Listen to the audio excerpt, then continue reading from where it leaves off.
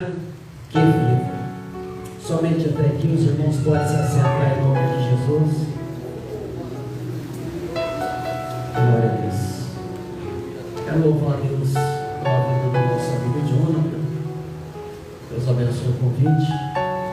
Abençoe a esposa, sua mãe, a pastora Luciana. Deus abençoe. Agradecendo ao meu irmão Valmir pelo convite também.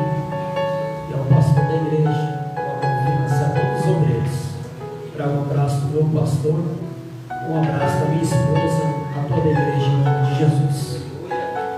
Irmãos, sem perda de tempo,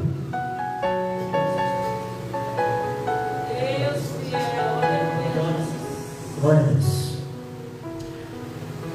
O livro ao qual nós lemos, antes de adentrar dentro do texto, neste culto de missões, eu gostaria de trazer um alicerce para nós entendermos um pouco a mensagem.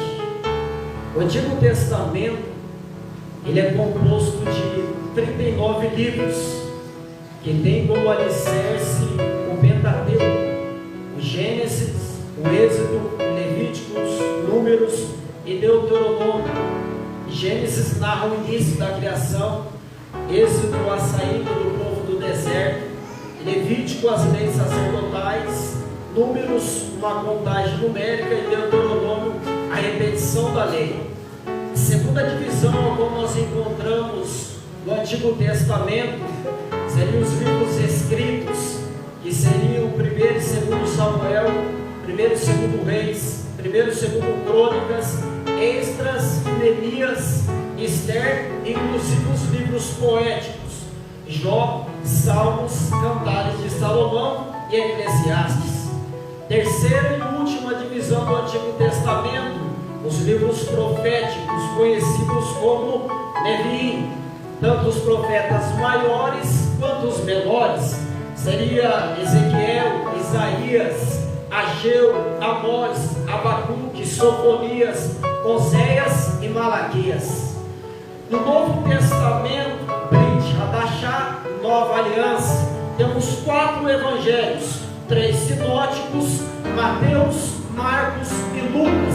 Sinótico vem do mesmo ponto de vista, uma mesma ótica literária. Mateus, porém, escreve aos judeus, Marcos aos romanos, Lucas aos gregos. João vai escrever à igreja e a toda a nação. João vai enfatizar um pouco da natureza unipostática de Cristo, Jesus homem e Jesus Deus, uma unipersonalis. Perceba que no capítulo 1 ele começa dizendo: no princípio, Bereshit era o verbo, e o verbo estava com Deus, e o verbo era Deus. Todas as coisas foram feitas por ele, e sem ele nada do que foi feito se fez. Ponto. Temos o único livro histórico no Novo Testamento, conhecido como Atos da Igreja, ou Atos do Espírito Santo, ou Atos dos Apóstolos. Temos também as cartas paulinas, ao qual Paulo escreve aos Romanos, aos Gálatas, aos Coríntios, a Efésios, a Tito, a Timóteo e a Filemão. O detalhe: alguma destas cartas o apóstolo escreve dentro do cárcere. E temos também as epístolas universais, ou epístolas gerais, que seria 1ª e 2ª Pedro, 1ª e 2ª e 3ª João, epístola de Judas e epístola de Tiago, o Boanerges, filho do trovão. Por último, temos o livro do Apocalipse, em grego e em hebraico, razão. Ambas as palavras significam revelação. Também não podemos deixar de mencionar nesta introdução as divisões das eras, ou as 7 dispensações, que seria inocência, período ao qual Adão viveu com Deus no Éden; consciência, período ao qual Deus tira Adão do Éden; governo humano, período de Noé a Abraão; promessa, período de Abraão, Isaac e Jacó; lei de Moisés, graça ao qual vivemos hoje; e o reino milenar, onde Jesus reinará por 1000 anos e estaremos com ele na glória. Construindo este alicerce, vamos ficar no Antigo Testamento. O tema capítulo 1, versículo 16, o texto vai nos dizer o período ao qual Moisés ele nasce. Moisés ele nasce em um período de morte, porque o texto vai nos dizer que o faraó da época mandou matar todas as crianças de 2 anos para baixo. O texto vai nos dizer que Moisés ele nasce da casa de Levi. Levi é a tribo ao qual Moisés vem. Moisés nasce de Amram, pai, e de Joquebede, a mãe. O texto vai nos mostrar que por 3 meses o pai e a mãe conseguem esconder a criança, porque o faraó da época queria exterminar todas as crianças que nascessem, porque o faraó temia, na sua sabedoria de rei, que o povo de Deus estava crescendo de uma maneira a qual ele não poderia controlar. Então o faraó assina um decreto e manda matar todas as crianças. Mas a Bíblia ela vai nos dizer que as parteiras Cifra e Pua poupam a vida de Moisés. E quando Moisés nasce, o pai e a mãe conseguem esconder a criança por 3 meses. Irmão, olha para mim. Quem é pai e mãe vai entender o que eu vou falar. Eu tenho um recém-nascido na minha casa, irmãos, com 5 meses de vida. Não, ele chora toda hora. Ele acorda chorando, de madrugada ele chora, ele quer se comunicar, ele chora. E o contexto ao qual Moisés nasce é de morte. Imagine comigo, irmãos, Moisés não era diferente do meu e do teu filho, e nem de mim e de você, mas eu tenho algo de Deus para trazer o coração da igreja no último culto de missões. Cada berro que Moisés dava na tenda da congregação, a mão de Deus se estendia na tenda, ao ponto do faraó não ouvir, porque Deus estava guardando o projeto dele na terra. Olha, porque quando Deus quer esconder, o diabo não acha. Quando Deus quer esconder, irmãos, macumba não pega. Porque quando Deus quer esconder, Deus ele esconde ao ponto de ninguém achar. O texto vai nos dizer que por 3 meses esconde, mas com o período o pai e a mãe vão entender. Não tem como mais escondermos a criança, porque o contexto é de morte. Faraó com seus soldados procuravam as crianças, tiveram uma ideia. O pai e a mãe, vamos fazer uma arca de junco, vamos revestir ela de betume por dentro e por fora. A arca tipifica Cristo, o revestimento tipifica o Espírito Santo de Deus. E lá vai Moisés dentro da arca de junco sendo depositado no rio Nilo. Quem entende um pouco de geografia vai entender que o rio Nilo é o maior rio do mundo inteiro, que cruza toda a terra do Egito. E o projeto de Deus está descendo no rio Nilo, dentro da arca. O texto vai nos dizer que a filha do faraó, a princesa chamada Temudes, estava se banhando com as suas donzelas. Quando a Bíblia ela vai nos mostrar que a princesa pega a criança, ela amou a criança. Parece que deu sombra dos nossos inimigos, porque enquanto o faraó está querendo matar a criança, o nosso Deus lá da eternidade olha e fala: está querendo matar meu projeto, eu vou esconder ele lá dentro da tua casa. Você vai ter que cuidar dele para mim, vai ter que pagar o estudo dele para mim. Ninguém toca no meu projeto.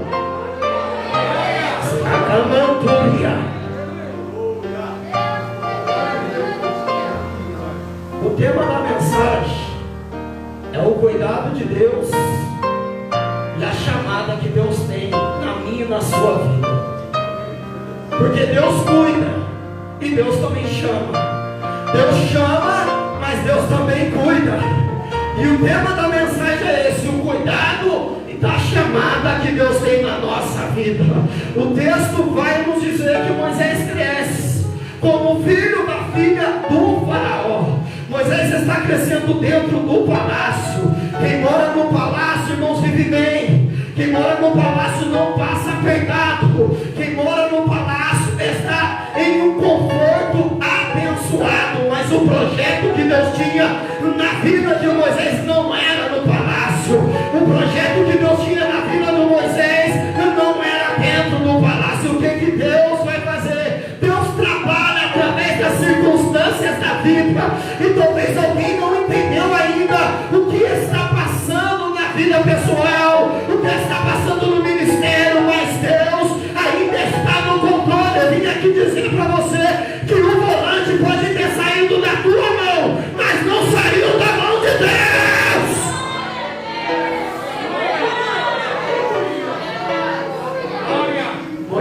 crescendo. Ele estuda na melhor faculdade do Egito, em Alexandria.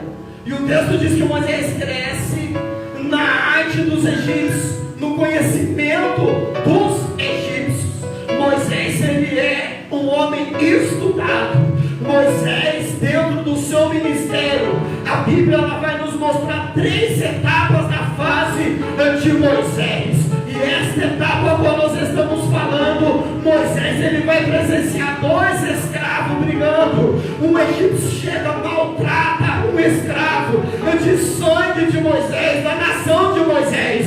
Moisés entra dentro do cenário e mata o egípcio e enterra o egípcio. Agora o faraó da época vai querer matar a Moisés. E o que Moisés vai fazer? Moisés vai fugir para onde?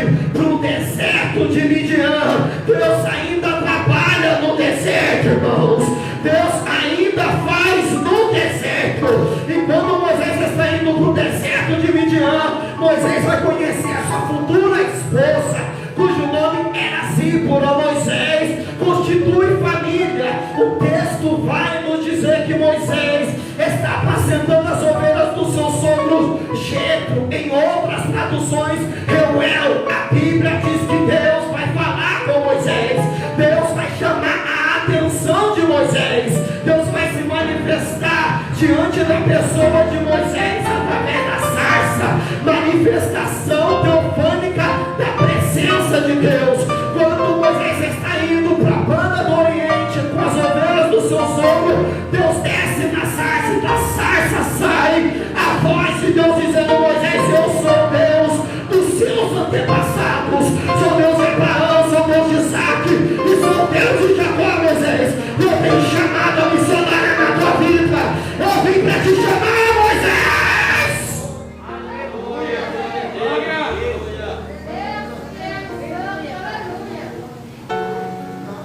Das entrelinhas da sarça sai a voz de Deus, porque Deus tinha chamado na vida de Moisés. Deus estava querendo mostrar para Moisés que quem estava chamando ele era um Deus que habitava desde a eternidade. Quando Moisés escuta as palavras de Deus, Moisés aceita a chamada que Deus estava propondo para a vida dele, chamada árvore, chamada espinhosa. E Moisés vai perguntar para Deus: Deus, o que eu vou dizer quando estiver na presença do faraó para libertar o teu povo? E o faraó vai querer saber quem é o Deus que está mandando eu vim libertar o povo. Nós estamos diante de um contexto politeísta. Poli está querendo dizer que os egípcios adoravam vários deuses. Então o faraó iria querer uma demonstração do Deus que estava pronunciando, se manifestando a Moisés. E Deus vai dizer: Moisés, diz para faraó: eu sou o que sou. Diz para faraó: eu sou te enviou para libertar o meu povo. E Deus é Deus de palavra, mas Deus também é Deus de manifestação. Deus vai querer manifestar o poder dele na presença do faraó. Aleluia, glória a Deus. Está indo Moisés e Arão na presença do faraó. O texto vai nos dizer que Moisés chega na presença do faraó, e Deus fala para Moisés: Moisés, joga o teu cajado, a tua vara. Quando falamos de cajado, falamos de autoridade. Quando falamos de cajado, falamos de algo que Deus deu para tal pessoa. Quando estamos falando de cajado, estamos falando de algo depositado do próprio Deus. Quando Moisés joga o cajado, o texto vai nos dizer que o cajado se transforma em uma serpente ou em uma víbora. Faraó chama os magos do Egito, os encantadores do Egito, eles fazem uma feitiçaria, parece uma serpente, mas o texto diz que a serpente de Moisés engole a serpente do faraó. Deus está mandando um recado para faraó, que era Cristo como Deus na terra do Egito. Não adianta fazer cambalacho, porque eu sou Deus que habito no céu e na terra. Não adianta, não adianta. E Deus vai dizer: Moisés, pega na cauda da serpente. Olha para cá. Isso aqui mexe com a minha cabeça. não precisa, irmão, ser o doutor dos animais. Mas eu, Douglas, eu falando, se Deus fala pedra na cauda, eu vou questionar. Porque eu sei, através da Bíblia Sagrada, que a serpente é o animal mais astuto desde a criação do Éden. Se eu pego a cauda, ela me pega no braço ou no pescoço. Eu ia com certeza questionar Deus. E por muito tempo eu perguntei, Deus, por que cauda? Por que pegar na cauda e não na cabeça? Se eu pego na cabeça, eu trago ela, irmãos, ela não vai para nenhum lugar e não vai me morder. E Deus me respondeu quando eu perguntei, por que cauda, Senhor? Deus disse assim, Douglas, eu falei para Moisés, pegar na cauda da serpente, porque a cabeça está reservada para o meu filho. E vem Paulo dizendo, em breve, o Deus de paz esmagará a Satanás debaixo dos seus pés.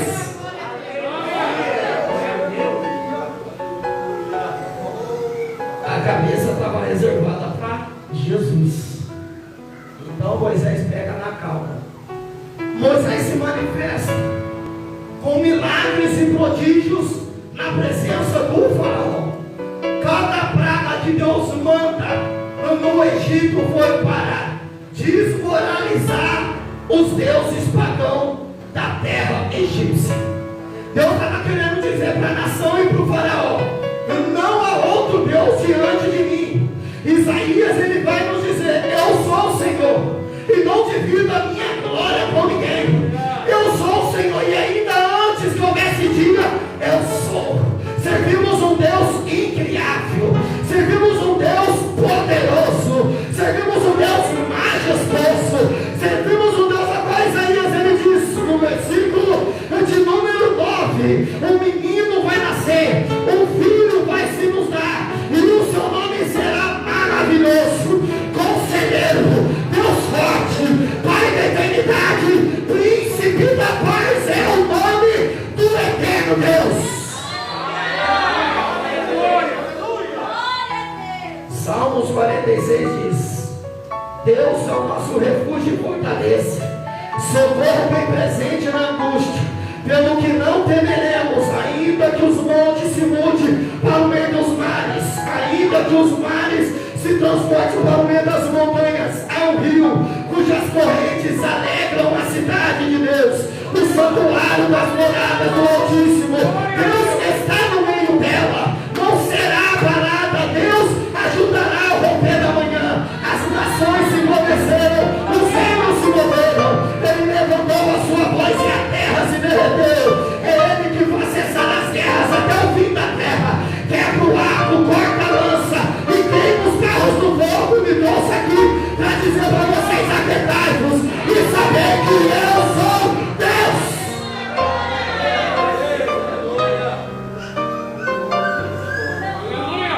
Deixa eu caminhar para me terminar. Falei com cuidado. Quero falar da chamada agora que Deus tem. Quando Deus ele rompe a teocracia é o governo de Deus.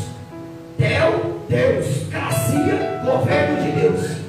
Quando o povo de Israel estava sendo governado pelo próprio Deus, o texto vai nos dizer que a nação de Israel olha para nações vizinhas e vai pedir um rei para Samuel, ao qual estava exercendo o ministério sacerdotal dentro da terra e do contexto israelita. Eles chegam diante de Samuel e dizem, nós queremos um rei, porque nós queremos conversar com alguém, queremos dialogar com alguém. Deus, ele não está sendo suficiente para a nação de Israel. Quando o profeta chega diante de Deus em oração de Senhor, a sua nação, o seu povo, rejeitou meu ministério, eles não querem mais a tua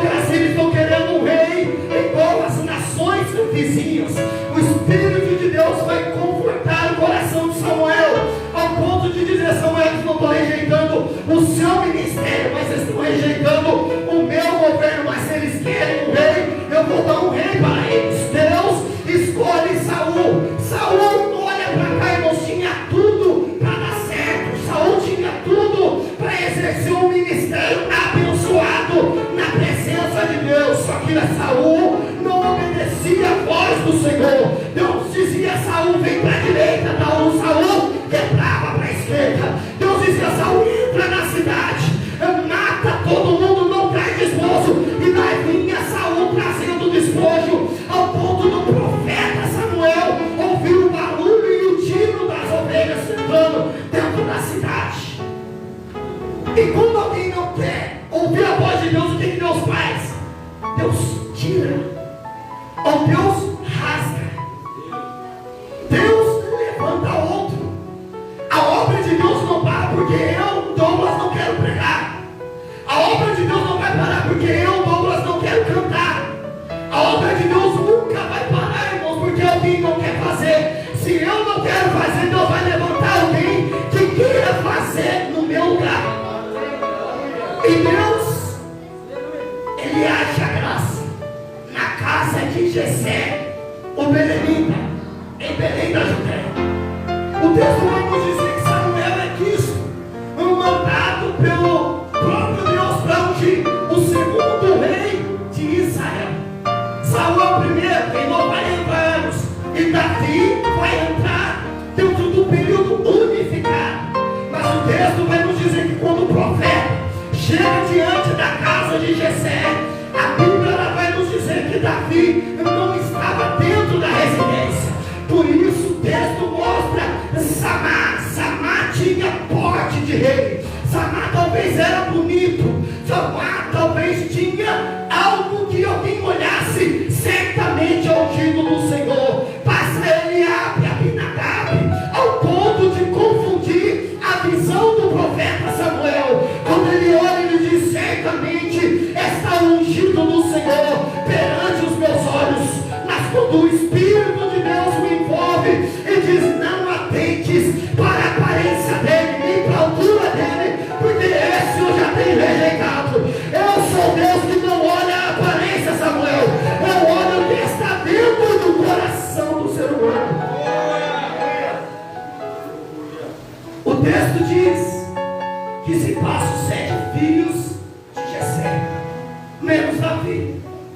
Davi estava no pasto, apacentando as ovelhas do seu pai. Quando o profeta pergunta: acabaram-se os mancebos? Em outras traduções vai dizer: acabaram seus filhos? O pai vai se lembrar do menor que estava no pasto, do menor que estava cuidando das ovelhas. O texto está me mostrando aqui, irmãos, e para você que está na igreja, e para você que está ouvindo a live na internet, que nem o pai de Davi acreditava que Deus tinha algo na vida dele. Mas ele vai ter que se lembrar do menor que estava no pasto. Quando Jessé diz: ainda tem um menor, o profeta se manifesta ao ponto de dizer: manda chamar ele, porque enquanto ele não chegar, ninguém vai se assentar à mesa. Quando Davi chega diante da casa de seu pai, o texto vai nos dizer que Samuel derrama o azeite na cabeça dele. Davi é consagrado a rei de Israel, mas Saul ainda estava em vida. Então Deus vai preparar o cenário para honrar a promessa que ele tinha na vida de Davi.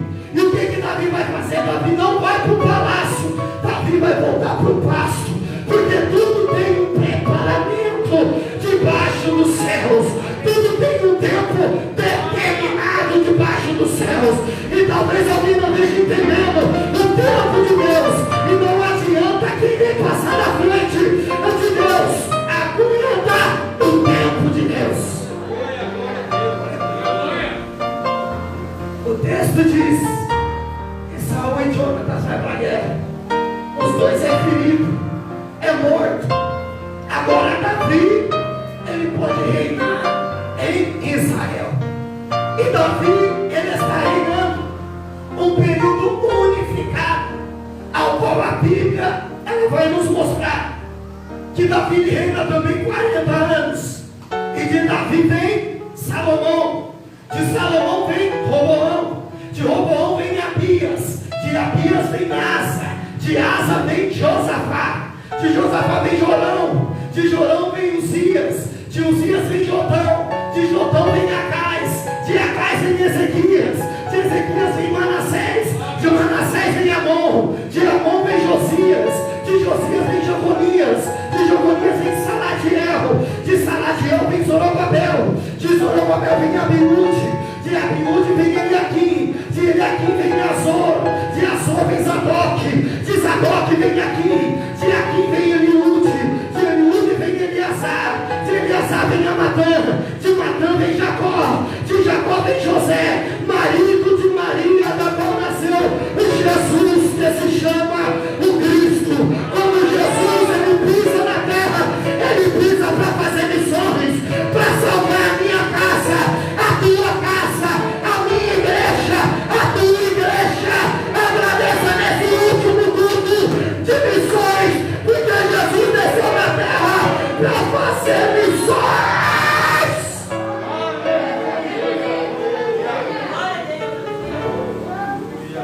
Jesus veio para fazer missões. Meus amados, aqui eu encerro a minha mensagem.